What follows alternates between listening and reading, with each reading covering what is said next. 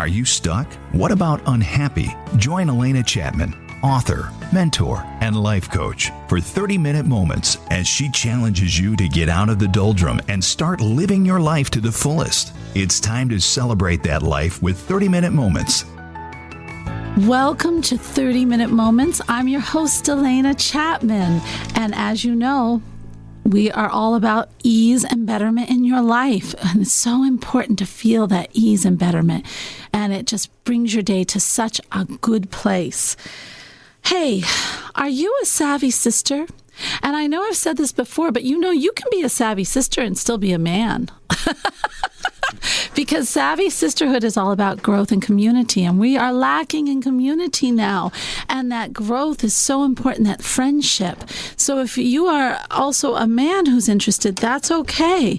But women, I want to talk to you. And if you are a savvy sister and you live in or around the Fort Wayne, Indiana area, did you know that we have an area savvy sisterhood meetup?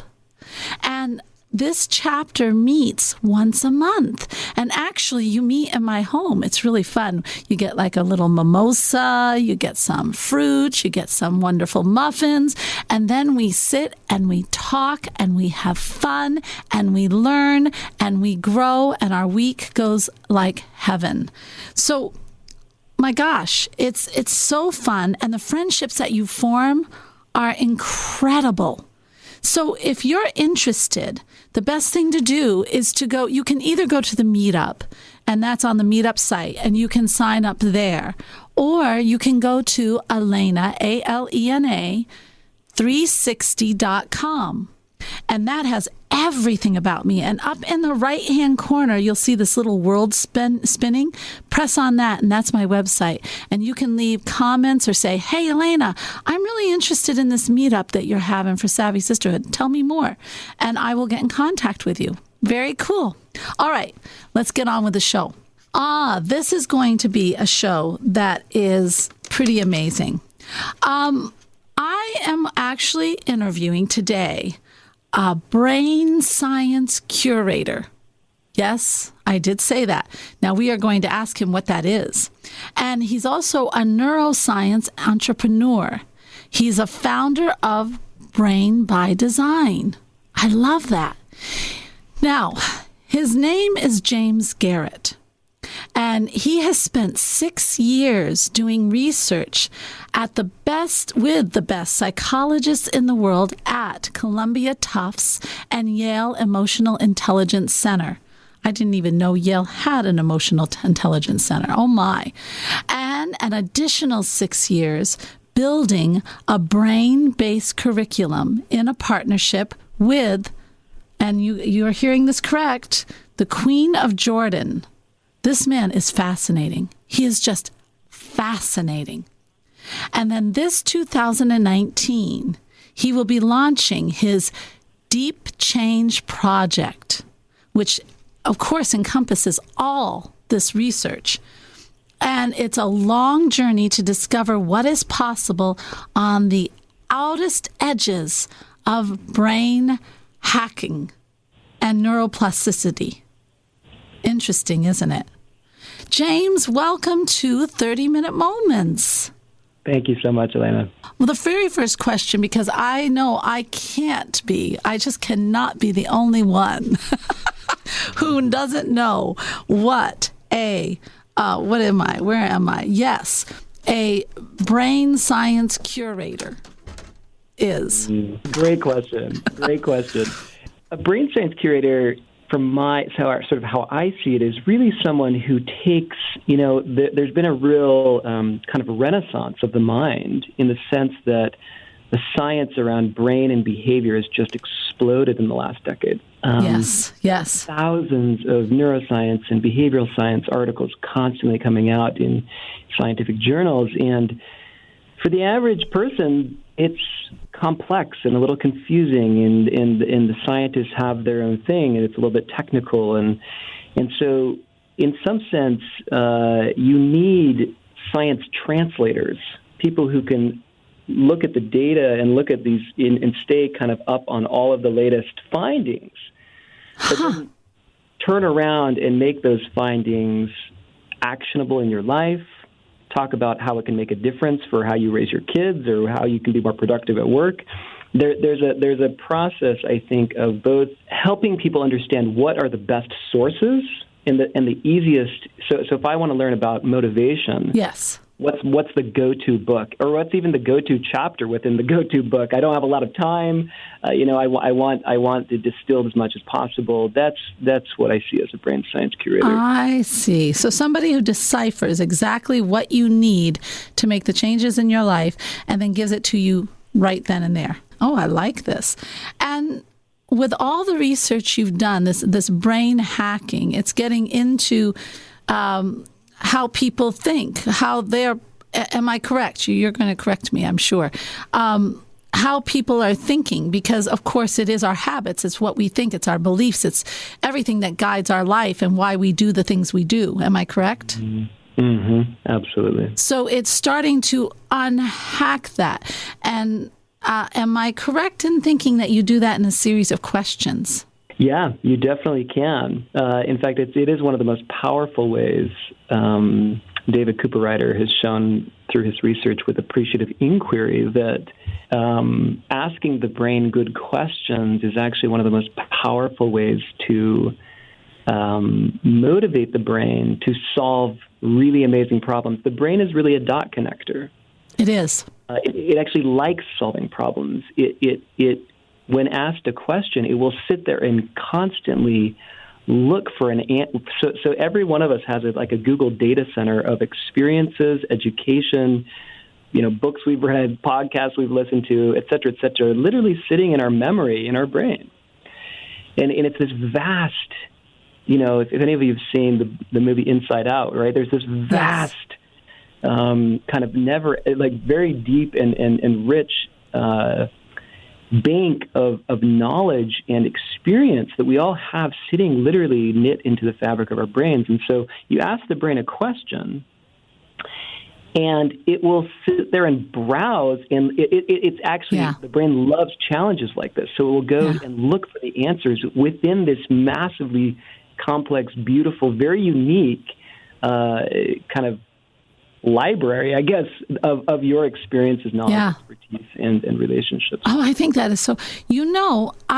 Everyone always has to, it's very easy for us, even me, everyone needs someone to help them sometimes start those questions. And your friend, Chad, I actually talked to him because I know you know Chad. Yep. You're together. Well, anyway, I asked him, I'm going to use this as a for instance of connecting the dots.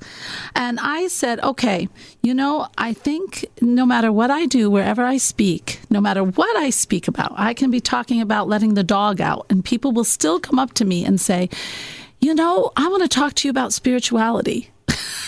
And I started going to, I started asking them, why did you think I spoke about spirituality when I was talking about letting out the dog? And they said, well, I just could tell. And I started thinking, okay, I've got to start bringing out the spiritual side more because that's what people are enjoying. That's what they seem to need. And I can do that. And they even coined me a soul nurturer. But here's the thing, James, this is cool. Yeah. I was always surprised when people wanted to hear it. And so I was talking to Chad about this. What is it? Why am I so hesitant to do what people are already hearing me do? Interesting, isn't it? And all the listeners, I use myself as an example so that you can examine what you're doing. So he said, well, why do you think that is? Well, after he asked questions, which made my brain start to go through its filing cabinet. And all of a sudden, the dots connected. Now, he thought it was more, but really, it is what it is. I really didn't think that people would accept it. Because, and I started, all of a sudden, these memories started coming back. Memories of when I, tried to do my spirituality as a kid and how I grew up Catholic. The nuns would say, no, that's not right. Or that's not, you can't do it that way. Or my mom was worried, are you going to be a nun or what? And then And then later on, when I was I even had a mentor who I said, I really think I have to venture into this. And he said, no, there's no money in that. Don't go there. And so I didn't think people would accept it. And that really was the crux. But once your brain finds that, then you understand it. You can change it, right? And that's what I've been doing. That's right. It's phenomenal. It's phenomenal. Mm-hmm. So my question is, how do you just start with, the questions to ask that just trick that brain into clicking in? I see it as sort of a playful almost experience. The brain loves play, and people don't think of it this way because we were kind of socialized out of playing once we become adults, But it's actually scientists are just playing, actually. When you think of the people who are really doing what they love, it's a very, in Mihai Csikszentmihalyi's work on flow, what you find is when people are really intrinsically interested in what they do, they have this kind of energy, this kind of excitement about it. And so I see the journey that you're talking about, which is like, okay, so which questions do I ask my brain? Well, just start. There's in some sense, you want to, as best as possible, emulate what kids do, which is they don't really get that there's a wrong answer or a right answer. They just be. Right? They just are in the world. I have a 5-year-old, and I watch her do this all the time, which is, when she's in flow, we have these kind of project materials, and then we have her kind of table kind of in the corner. And this is just like it's like a project tunnel. Right? I love 5-year-olds. Materials, get them, and when she'll go into that flow zone for 2 hours working on some project she's so fascinated with, and she's just trying stuff out. Yes. And so so in other ways, saying that is there is no kind of right way to ask those questions or find those questions. Just start asking yourself questions. I love that. And then see what comes, right? And then start, you can write down what your insights are. I've moved away, interestingly, from keeping a journal, and I've started keeping notes on my phone, on Evernote, and a little app called Evernote. And I literally, every time I have an insight, I write it down. It's like a log of kind of random half-baked thoughts is kind of how I think of it. Oh, yeah. And this is really an insight log. And it's not complete sentences. It's not pretty. It's not something I'm necessarily thinking my posterity is going to read. No. This is just every time my brain, and this is how the brain works best and keeps in that creative space, is without the self-censoring. You are listening to 30-Minute Moments, and I'm your host, Alena Chapman, and we are talking about the brain with James Garrett. We'll be right back. You're listening to 30-Minute Moments with Alena Chapman, helping you discover your true purpose on WOWO and at WOWO.com. Welcome back to 30-Minute Moments, and I am here speaking with James Garrett. I'm your host, Alena Chapman. Okay, like I was telling you, I love being creative. Most of us do, and we love to be in that focus, but the brain isn't always there. Is there... first of all, you talk about the two kinds of modes of where the brain is, and how can we get it to be more in the creative if we want to be? Yeah, that's a great question. So there's basically two modes your brain goes into, and what we're talking about here is attention, how your brain pays attention. There's really two different ways. One is what psychologists call executive mode. It's also known as stay on task mode. Oh, yeah. This is when you're focusing. This is when you're writing the email. Most of us spend most of our day in this mode. Oh, wow. That's hard. And the other primary mode, psychologists actually, I call it creative mode. Scott Barry Kaufman calls it imagination mode. But it's in the research, if you look at the research, they call it mind-wandering mode. Yes. So It's a we used fun to think mode. this was a waste of time. We called this daydreaming. We thought we would punish kids in school when they would do this. We would tell them to get back on task. Right. Where are you? Right. And we didn't think that anything really that productive was happening in this mode. Well, turns out we were really wrong. Yeah. It's a highly productive mode. The brain is doing all sorts of things. And most of all, it's actually tapping into your deepest, most flexible ways of thinking. To psychologists, some of them are calling it deep problem solving. So it knows the problems you want to solve. Again, back to the what questions are you asking your brain? That's what you're telling it. Okay, that's important. I need to solve that. And then when you go into mind-wandering mode or creative mode, you basically give it permission to find answers in a more fluid, flexible, playful, kind of divergent way. So it's making unusual connections. Just having fun. Yeah. It's having fun. It's looking back into that Google data center and saying, I wonder if a conversation I had 3.5 years ago with my brother-in-law has anything to do with this problem. It's just pulling this random stuff off the shelf. And then it's literally sitting there trying to solve this really big problem we have, or this challenge, or just some proposal we're trying to write, or a talk we're trying to kind of structure, or whatever that is. And it's literally coming up with these little micro insights, and those micro insights hit us as an epiphany, right? It's this sort of aha moment. Yes, exactly. Every time that happens, your brain has probably been working on that insight for hours and sometimes days. That's amazing. It's valuable, and you want to capture it when you have it. But the important thing about creativity is that it doesn't come fully formed, right? It's not like the entire thing, right? The invention of the new product that's going to change the world is going to come in all of its detail. No, some little piece of it. It's like a big puzzle, and you're going to get little insights. Creativity is cumulative. Yes, it happens in hundreds of little micro insights over long periods of time, which is why it's so critical to capture each insight. And see, that's what I do. I come up with ideas left and right. Earl Nightingale had a wonderful thing to foster this. He used to say, you sit down, get a hot cup of tea or whatever your choice is, and just sit down in the evening, get a shoebox. And he'd say, then just think to yourself, where do you see whatever? Where do you see your business in 5 years? Where do you see yourself in 5 years? Where do you see your relationships? Whatever it is that's on your mind. And then just start writing down on little slips of paper whatever comes to your mind. Just put them in the shoebox. No pressure. They can be as crazy as you want. But then you go back into the shoebox and you pull out one and you think, okay, why can't I have that now? And how do I formulate that? It starts what do you think of that exercise? I think that. I love it. I do too. I love it. And I think there's sort of many different ways to, I guess, kickstart your brain into this creative mode. Yes.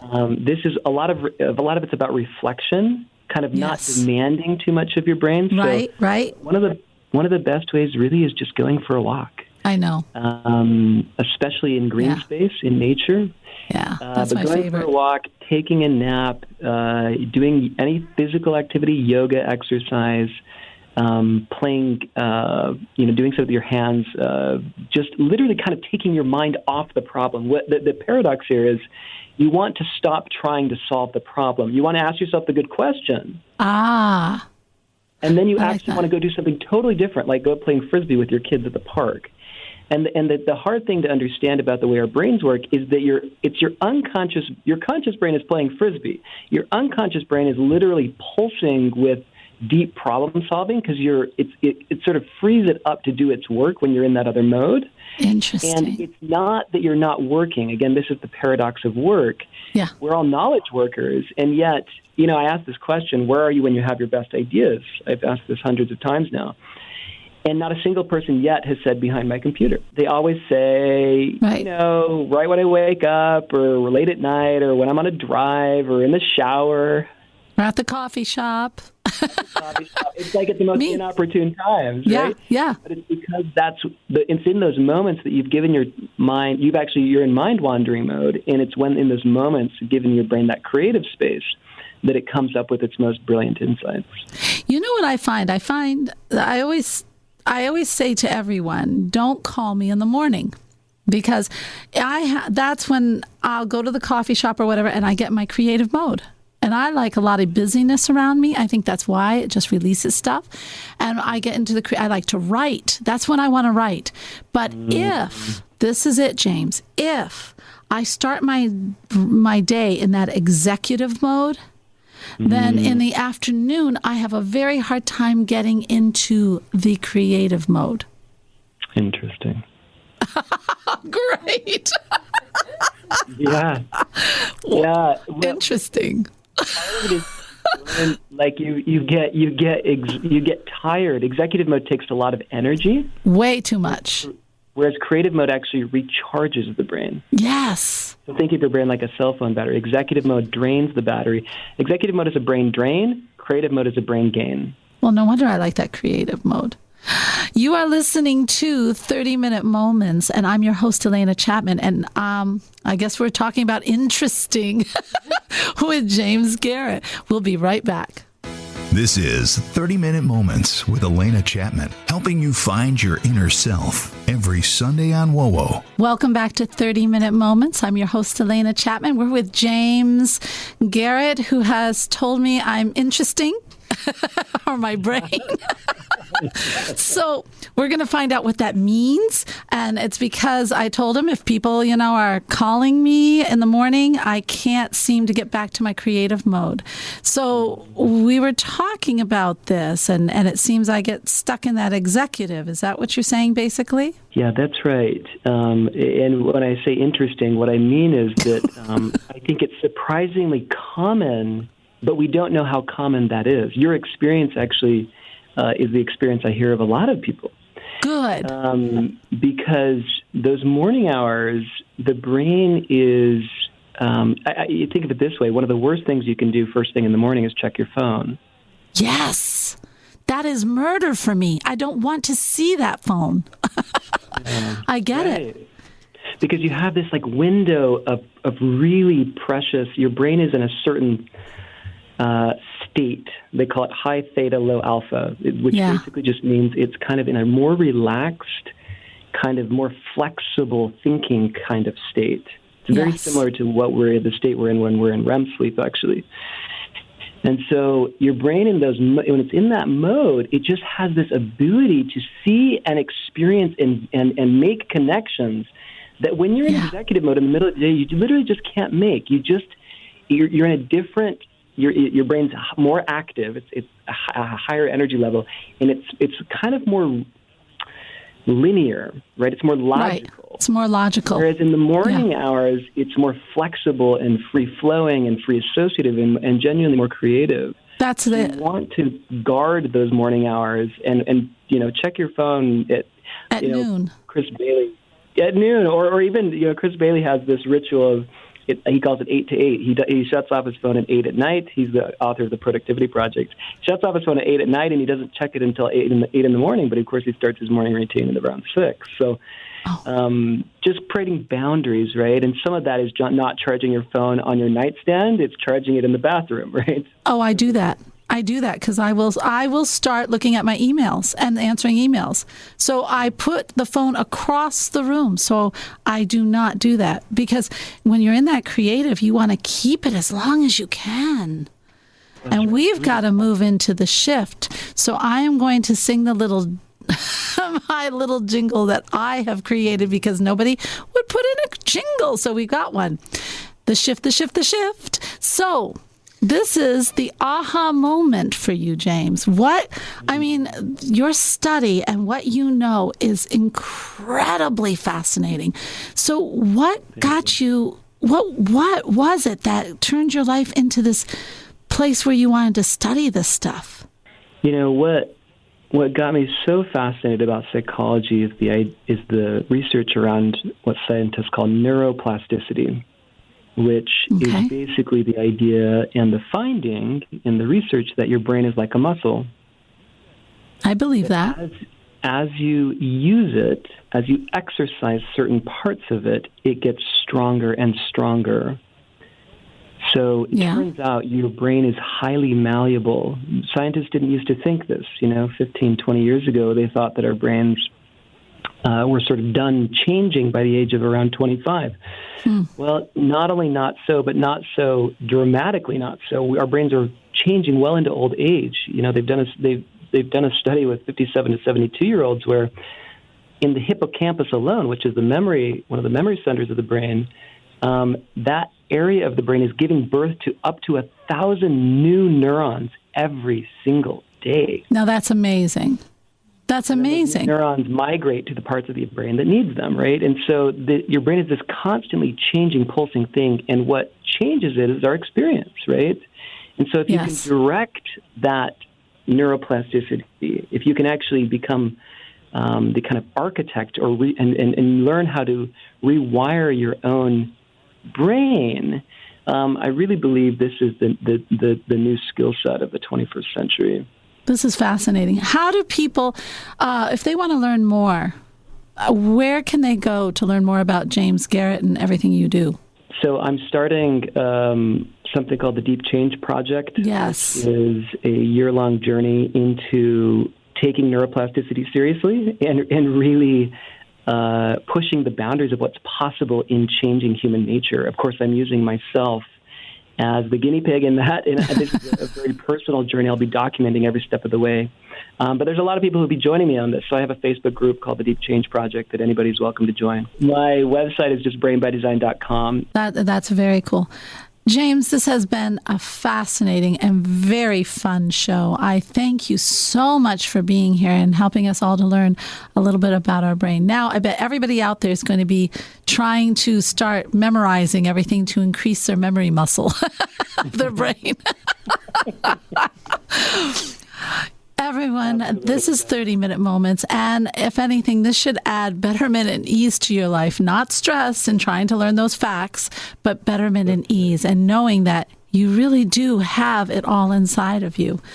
Thank you for listening, and thank you, James, for being here. Everyone, namaste. This has been 30-Minute Moments featuring Alena Chapman. If you missed an episode, download it now at wowo.com.